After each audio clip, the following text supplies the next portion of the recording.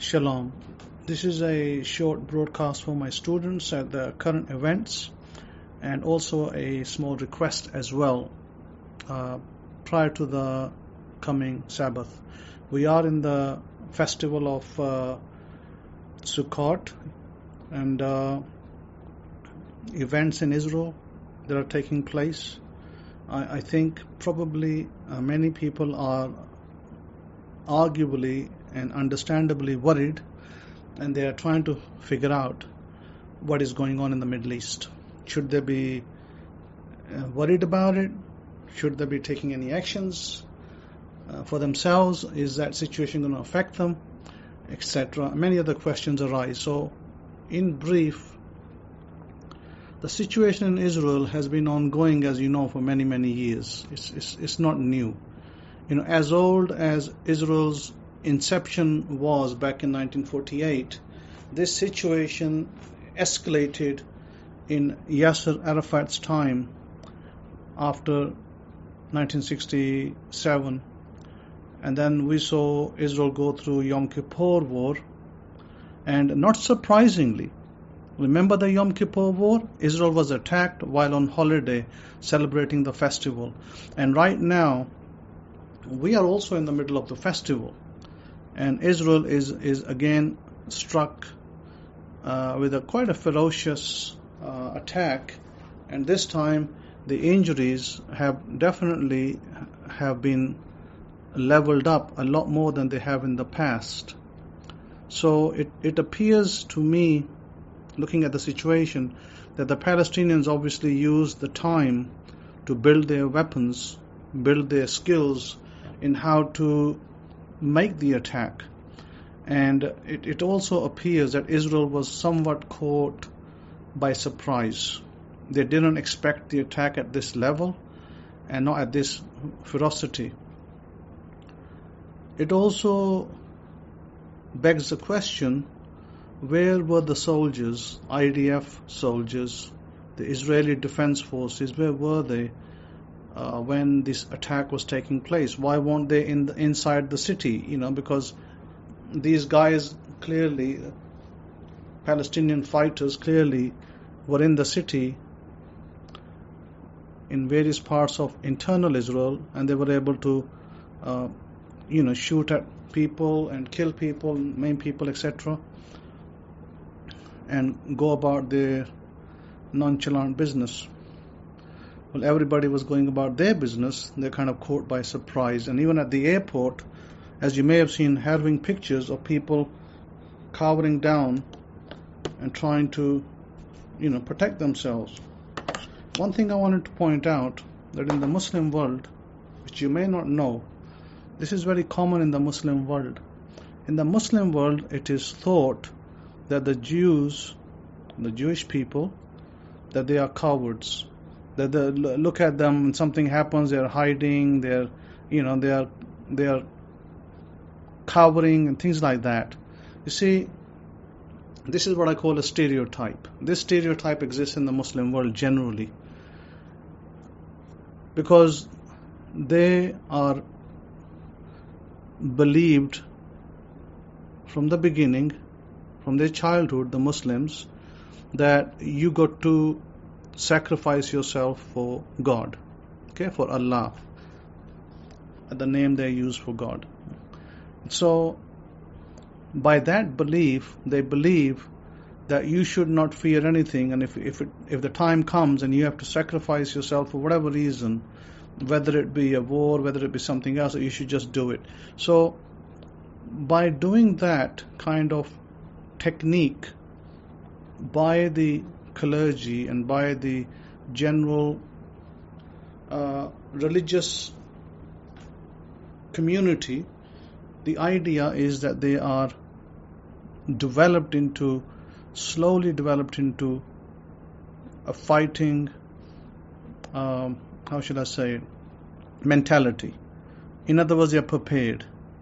If you remember, when the children of Israel came out of Egypt, they were not prepared for war.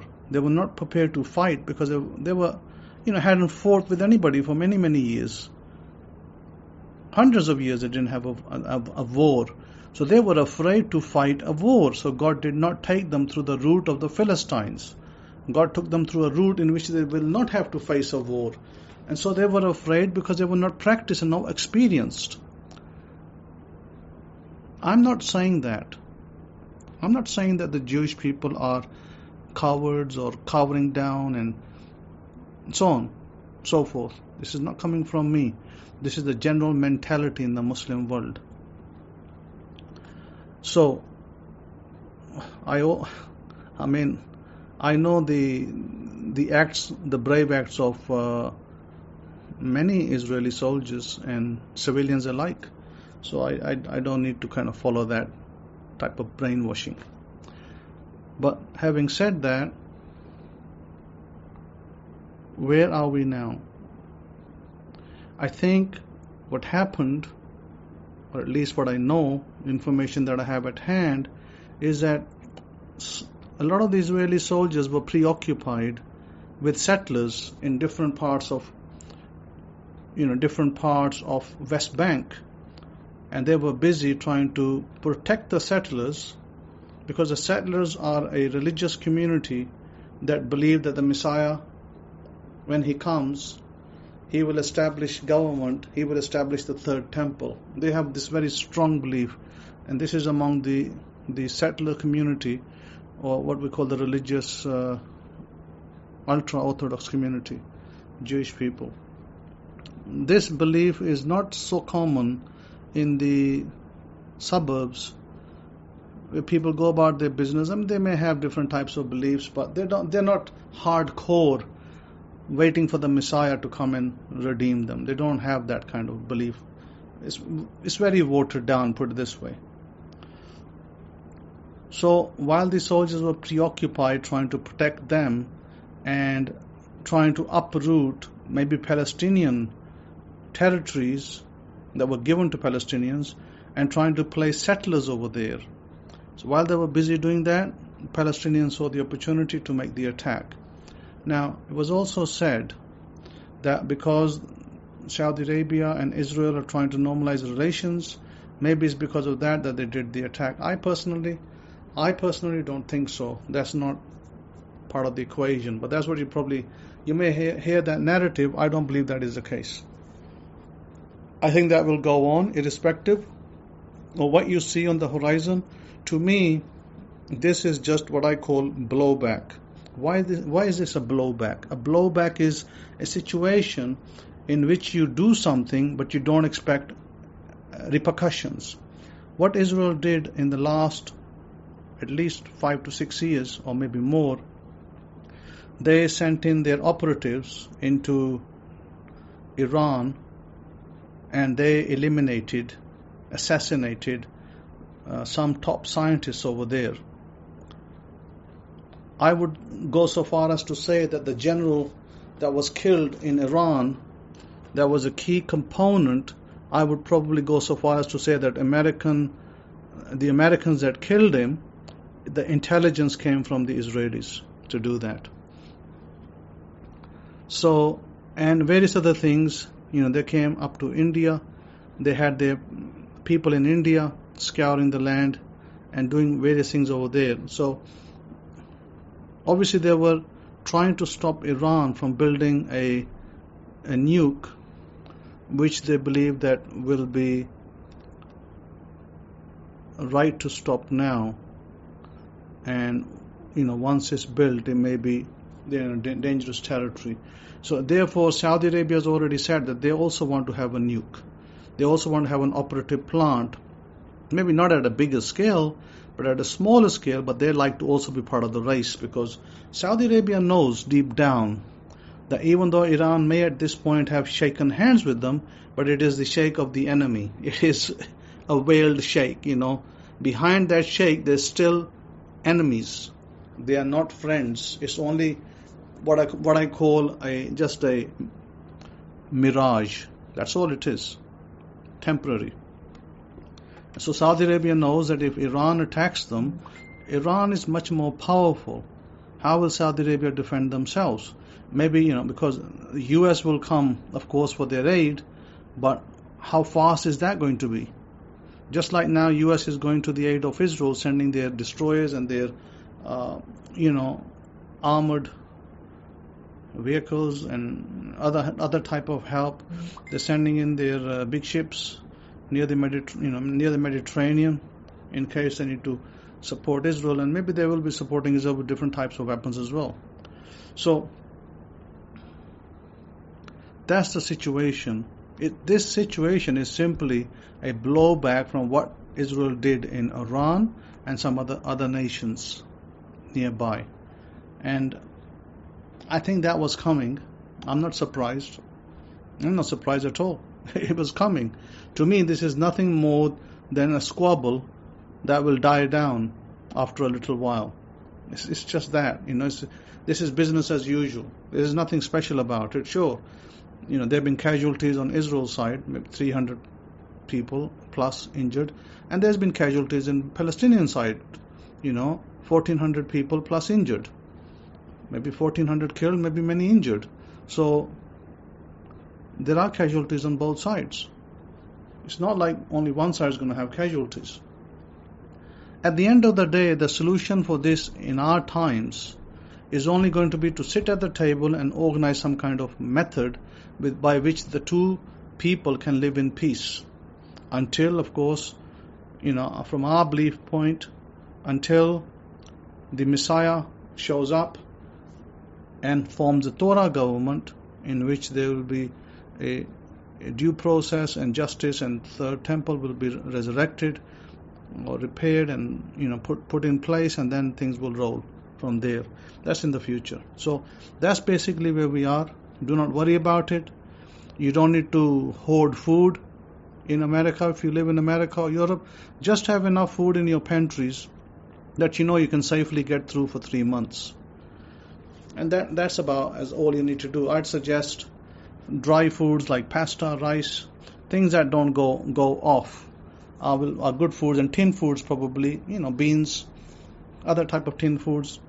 Again, this is not a call for you to, go and ransack the supermarket. No, I'm just saying sensibly, just keep some food that you have at least 2 to 3 months provision. Even normal circumstances, if there was a flood in America, a hurricane that came through, people would do that. People will keep some food stored, so for those kind of times. I would just say that. And after that, the other thing we do is we pray about the situation for a peaceful resolution, because it is not good to be constantly fighting with your neighbors. I think that we collectively pray, and the outcome will be the right outcome. Alongside that, I wanted to make a small request. I haven't made a request for a while now, regarding a girl who's from a Hindu background in the East, and I want to shift her from where they are to another city, and that requires a little bit capital. I've asked a friend of mine to take care of them in their city. Basically, they're in the south. I want to move them in the north. And you know why I move people into the north. The north is the seat of God. God's throne dwells in the north. So I think the family will be safer over there, and I think they'll be better managed.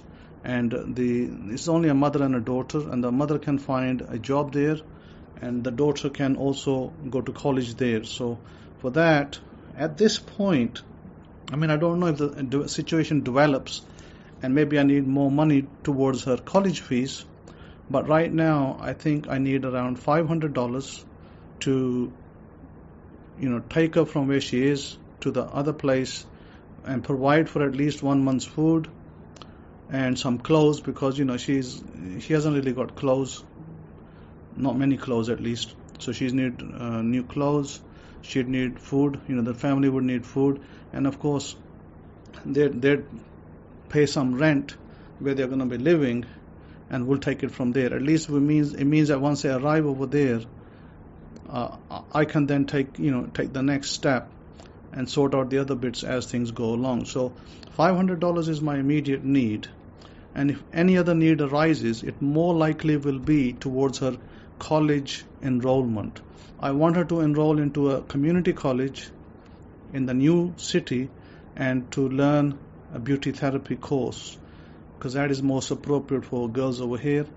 She wanted to become a doctor, but becoming the doctor is right at this point is difficult. Not impossible, but difficult, because it's somewhat costly. Not as costly as in the US, but still costly according to the living standards over here. I think that is something into the future, because she's still young, she has time for that.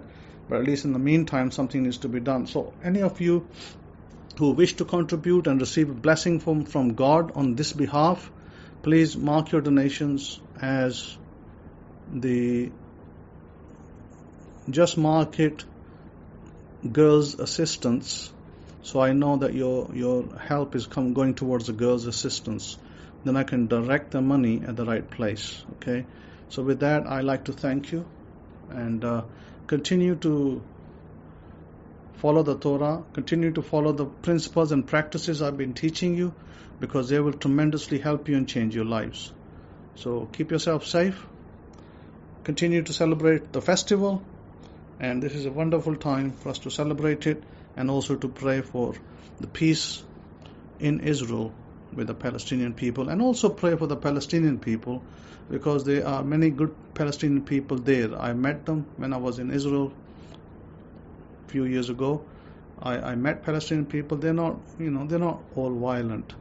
There is a certain amount, certain percentage that are what you call fighter type, but majority of the people that I met in Palestinian regions, they were pretty humble people, and respectable people. So pray for them as well, that there be a peaceful resolution amongst the two. Thank you for listening, and Gadol Shabbat Shalom.